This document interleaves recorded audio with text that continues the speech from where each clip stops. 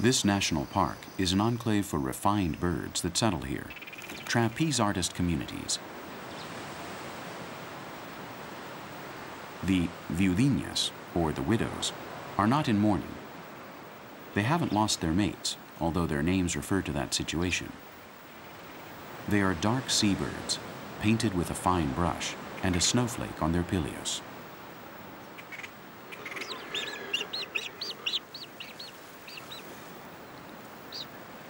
They have built their nests with seaweed and will breed the chick or the couple there. The sharp beaks and webbed feet don't hide their liking for fishing.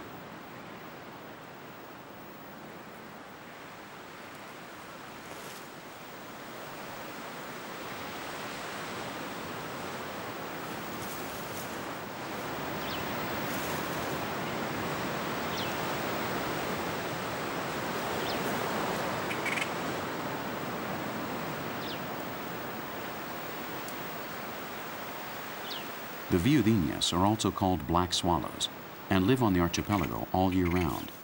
Fernando de Noronha has a number of breeding colonies of this species, something not as common as it would seem after having sighted hundreds of them on those small barren islands in the middle of the Atlantic Ocean over 500 kilometers away from the continental shore.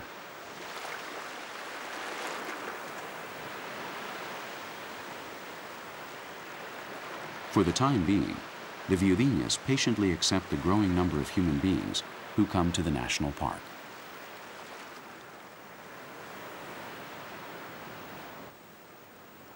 The raw material that attracts tourism and that is timidly, although with a firm and worrying step, settling over the archipelago, is not only solar energy. Besides the sun, birds as pretty as the viudinas are an attraction that does not deserve being mistreated. Next to the birds cast in mourning, we find their replica in exquisite white, the novinha, or gracinha, another sea swallow with sophisticated airs. They are so docile that they can be held in the palm of the hand. Thanks to the park and its restricted walking areas, they are at ease.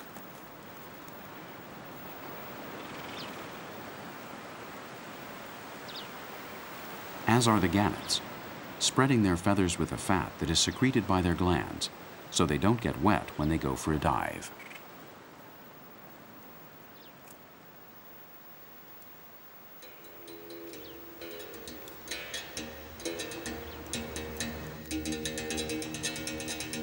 The frigate birds and the brown piqueros are watching the solar clock.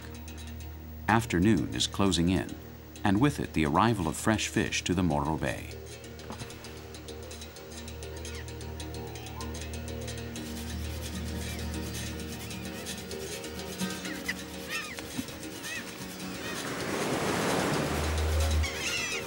With the swell, sardines and other treats come in schools that we can't see, but the piqueros do.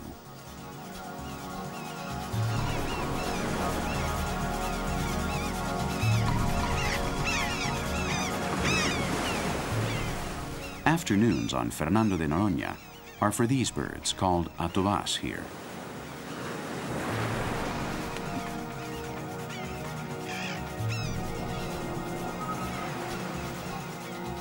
We are astounded by their fishing technique. Totally in control, they capture their prey and save their lives at the same time, watchful of the ocean's attack and of the slippery silver of their plate of fish.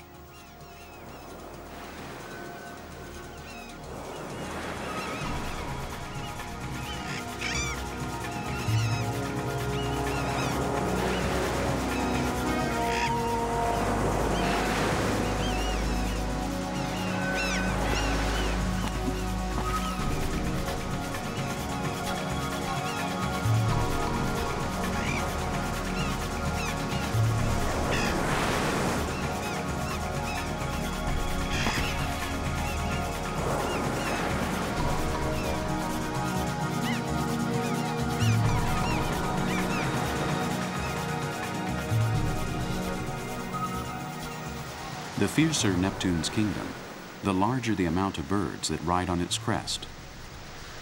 And what began as an isolated performance of individual fishing, in a few minutes becomes a fishing hunt in which there are more birds than fish.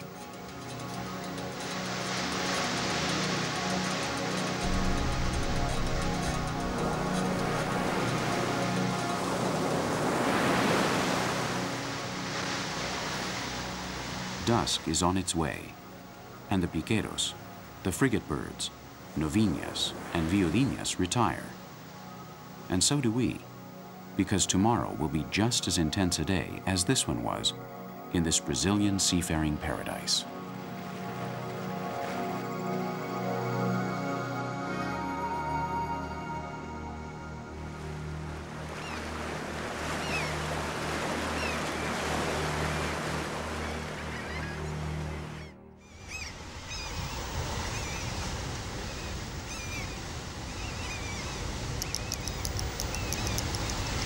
It's 7 o'clock in the morning in the Baía dos Golfinhos, and these young nature lovers do their mathematics exercises.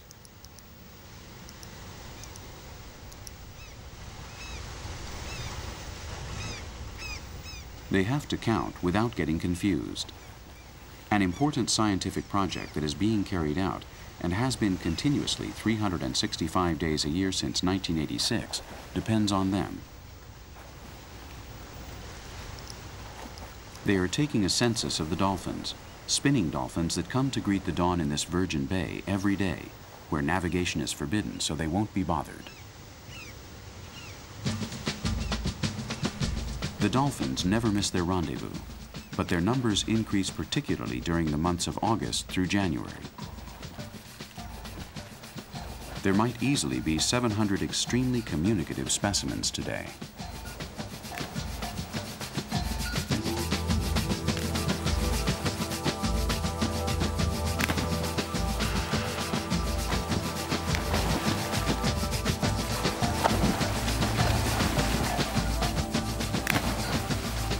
You will soon learn why they are called spinning dolphins.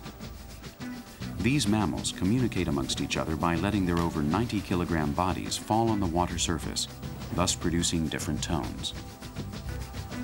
The percussion and pirouettes form a part of a complex and personal language that is being studied by the national park biologists.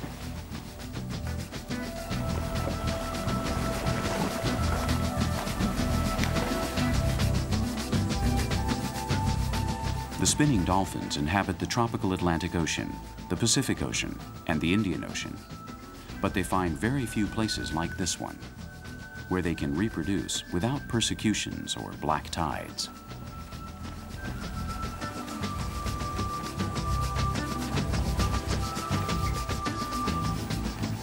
They are very sociable and go about their flings in groups, a female being courted by up to 10 males at once.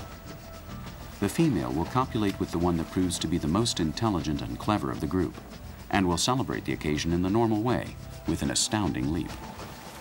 Fernando de Noronha is the only place in the world where we can witness the natural behavior of animals that have been so often humiliated in dolphin aquariums and in zoos.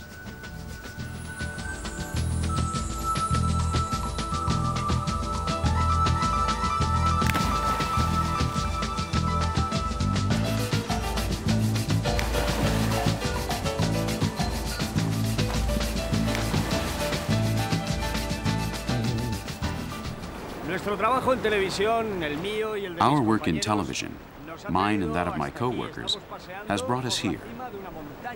We are walking on the summit of an enormous mountain that submerges 4,000 meters deep, here in the archipelago of Fernando de Noronha.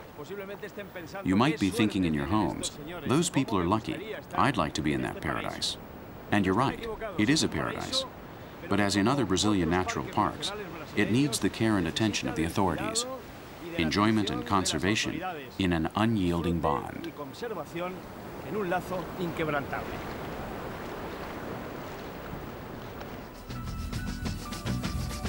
After a few years, we will return to Fernando de Noronha, and will it seem as marvelous to us?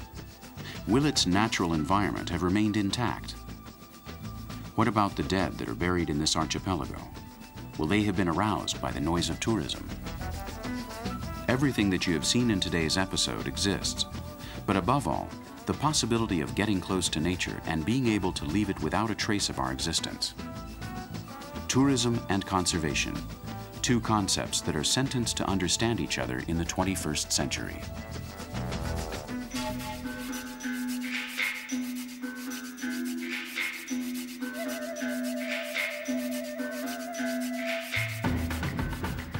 We will return to the more humanized Amazonia in our next episode. We can't help ourselves.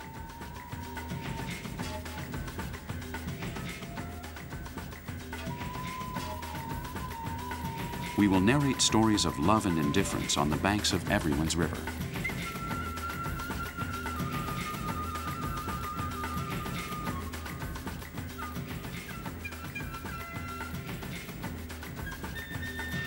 The city struggling to find a place for itself in the middle of nature, and the jungle defending itself.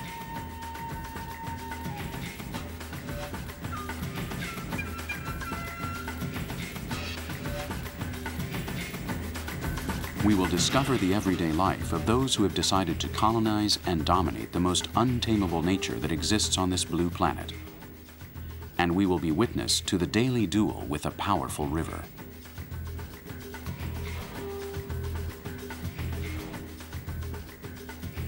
As you know, here in Amazonia, the last call.